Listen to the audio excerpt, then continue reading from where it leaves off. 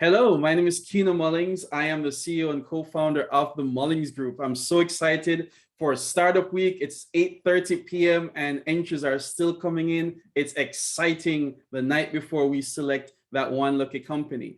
So at Startup Week, we're hosting CodeExtreme, where we're going to build an app in 1 week. So we're going to pick an app. We're not going to pick something easy. We're going to pick something that's meaningful and impactful that would normally take 3, 6, 9 months to build. And we're getting it done in 1 week. We're doing the impossible, making it possible. So I'm here with my last interview for the night. And this might very well be the last entry for CodeExtreme. And I'm here with Grayson. Grayson, tell us about your amazing company.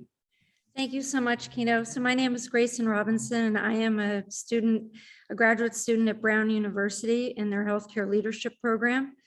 My formal training and background is in senior living and healthcare architecture and design. So we all, in our cohort of 8, we are the cohort that really has been there since Dr. Ashish Jha joined Brown University, and we've been here amidst this pandemic.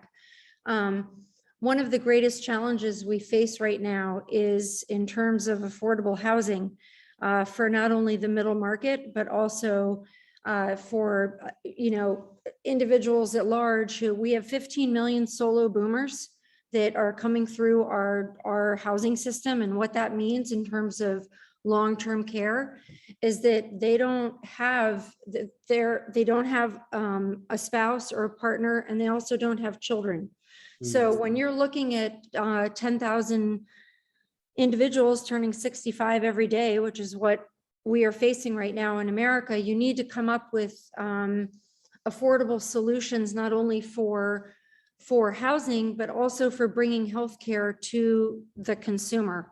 And we know that this has been expedited amidst the pandemic in a myriad of ways, but we don't have time to go into it. So my critical challenge project when I was applying to Brown is to come up with a handheld SaaS solution, because now we have the BIMX, which is Building Information Modeling Systems. You can see it in AutoCAD, Revit, ArchiCAD. So what I would like to do would be able to create a handheld app device, which you can download on your phone.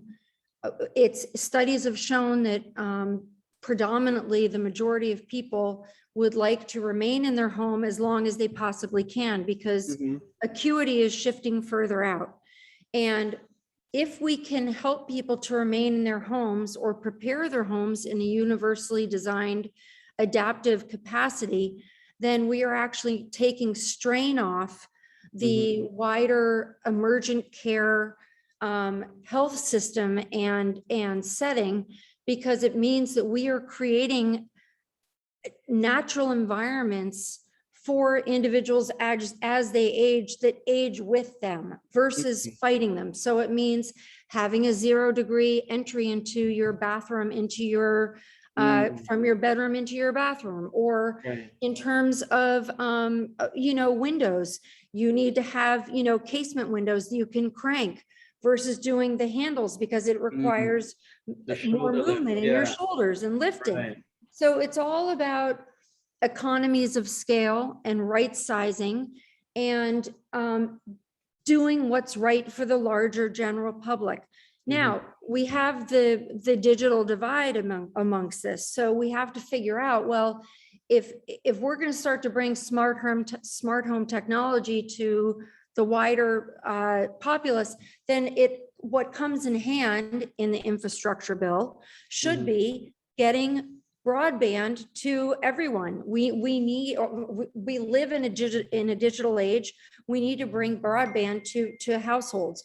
So what I'm hoping to do, and what I'm hoping you might be able to help me to do, because I don't know how to do it, is to create an app that you can download onto your phone that enables you to scan your living environment, and then you press a button on your phone, and that would pull up an interactive diagram pairing universal design and adaptive design principles to you can see this on the Center for Health Design.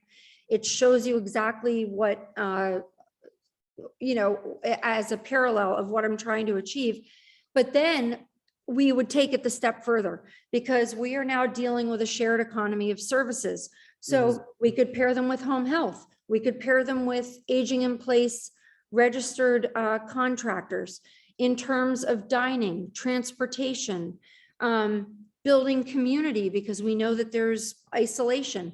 You know, I would say that the probably the final touch point is we know that memory care, which serves our Alzheimer's population, whether it be daycare memory care or resident stay memory care, that's only going to be going up. So we are gonna need greater memory care facilities, and it means that it could drive down our inventory for independent living. And where my hope in serving the larger population is how can we alleviate our healthcare system from the cost that it takes for independent living, and maybe serve as a feeder through this platform to enable people to be able to remain in the homes, which is what they want, until they have to go into a care setting. But in that time frame, be able to shuffle some real estate that instead could be diverted towards memory care, which is really right now where we see the greatest trajectory in terms of acuity, is definitely going to be in terms of long-term care needs and memory care. So that's it in a nutshell. Yeah. So the individual wanting to stay in their home, they're going to take their phone and they're going to do a scan of their environment. So they're going to, is that going to then create a virtual tour of their environment? Yes. And then that virtual tour will be shared with organizations or entities that can help them stay in place longer. Yes, that's correct. So for example, we could pair with, say, for example, Home Depot or with Lowe's or with home health providers such as care.com. Charles Turner is a colleague of mine, and he runs care.com. Do you care? K-A-R-E, care, very clever. And what he has done is he's figured out for CNAs and visiting nurses, you know, not everyone operates on a 9-to-5 schedule. We all know that our circadian rhythms are different. This also pertains to the built environment.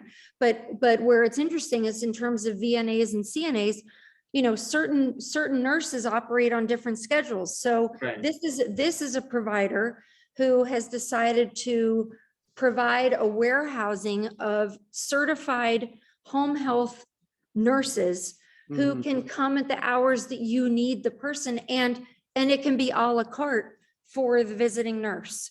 So that's just one example. But transportation services we're going to need.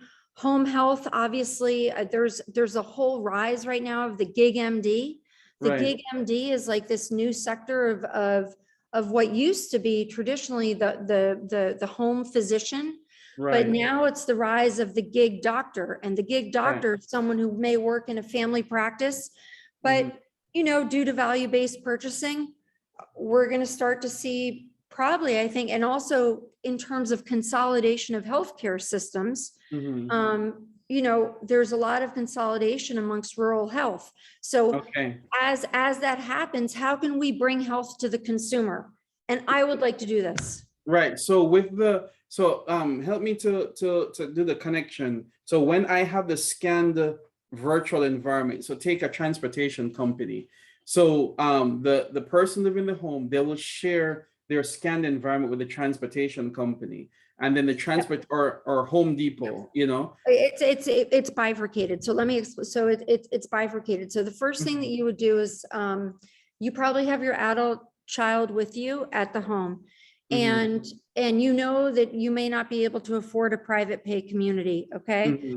So you would take you would take your phone, and through BIMX modeling, you could scan your room now, because we know that laser scanning allows you to get very precise metrics in terms of dimensionally or Right. orthogonal Right. room dimensions. So then you would press a button, and Right. on your, let's say it was your bedroom, it would tell you that, you know something, you shouldn't be in an 18-inch high, lounge Ah, chair. no, You I need get to it. be, you need to be in 21 inches. And for Right. that matter, you and your loved one or partner, you could have different acuities. So you should be in a split bed so that you can still be together. But you know what? Understood. You may need a platform to help you get up into the bed.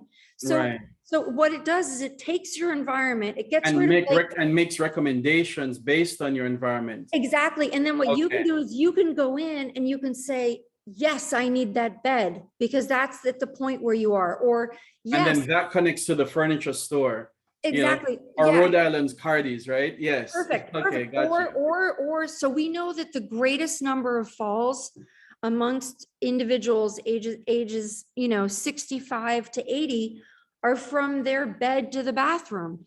So if Understood. we can provide lighting that is tuned to the aging eye, because the aging eye is different than the eye of, I mean, I'm older than you. So I am 50, you're probably what, like 21 or 22? Yeah, Yeah, okay. exactly. All right. Exactly. So while I still see color, the gradation level in terms of white to black Mhm. is, it becomes harsher as you age. Understood. So, so what it means is that like an amber tone, instead of doing, let's say like a funky, well, red, white, well, you can't do black in the middle of the night, but basically you want to do a tone that the aging eye can see, and Right. also mid-spectrum eye levels can see. But you would have at the baseboard a built-in light that leads the individual from their bed to their bathroom. So Right. that way they're not falling, and then all of a sudden they're having to call you, their adult child, and say, okay, I've fallen, and then you've got to call the ambulance. If all of these things could be taken care of, you have to start to think of the home taking care of you. Right. But if And we're putting it back into the app, well, yes, the app would, so that the premise is that the app, once it scans the environment, it is going to recommend what should be done. And those recommendations are yes, tied to service providers yes, that can fulfill those recommendations. That's pretty much exactly, the premise. exactly. And Got it. Got it's it. also community building. Yes, yes, it is. It is. Have you ever spoken to Suli Ko over by River? No, I've not. I've spoken with Annette Tonti, and I've spoken And with that is awesome. Right. with Yeah. Josh. I've spoken with Josh. Okay. I had a call with him a few months ago, but yeah, Annette's awesome. All She's right. great. And that's awesome. But I'll also connect you, and she's probably going to be watching this video as well. Suli Ko from River, because I've seen some really cool things. That's Rhode Island VR. And I've seen some really cool things that they've done over there, such as room scanning and Yes, room scanning devices. yes. So I'm certain that one way or the other, we're going to get you some help for this. So so my you. last question for you is, why should you be selected for CodeExtreme? Excuse me. This is Star Wars on my phone. Why should I be selected? You know what? I really believe in giving back and in serving our citizens of our country. And right now, I don't want to cry, but I'm someone that can get teary. We have a long-term care crisis in our country. And we know that amidst this pandemic, it has revealed in so many ways in which those that are marginalized have decreased access to care. They have decreased access to broadband. If you watch the documentary, The Waiting Room, it so poignantly resonates what is experienced day in, day out amongst our frontline healthcare providers. And so I'm trying to come up with a solution that alleviates the strain upon our larger health system in terms of emergent care. You've got someone that always is falling. Well, thankfully we have Apple Watches now and phones that can help to aid with predictive analytics. So Right, I right. want to, I guess it's a very small way of my wanting to be able to give back. And if it happens to be in the field that I love, which is the intersection of building systems technology with age tech gerontology, and senior living and healthcare, Mhm. great. You know, Awesome. I just want to help other people, but I want to do it in a truly impactful capacity. And I know that I can't do it alone because I'm not great in science and STEM. It's just not where I can visualize the end result, but it's Right, like right, it's getting from A to C, right. and you all are the B. So Awesome. I love it. Getting from A to C, and we are the B. Right. yeah, So we're going to be there. You're going to be there, and we're going to be well as we do great at CodeExtreme. Well, Grayson, I wish you all the best. You're going to thank definitely you, be hearing Kino. from us. And it's a wonderful idea. I'm sure it's going to impact this nation and the world for that matter. So thank Thank you you, so much. and God bless you, and I hope you have a good night. And if you need, I have done a preliminary pro forma, and I have a preliminary prospectus. So if you need me to, We'll catch that off the video. So we'll talk about okay, that on the other side. okay, All okay. right. So, all All right, right. do See I you stay all on at or do I CodeExtreme. go? No, stay on, stay Okay, on, okay, stay okay, on. cool. All right. Okay, So all see right. you all at CodeExtreme and Rhode Island Startup Week. Take care. Okay, thank you.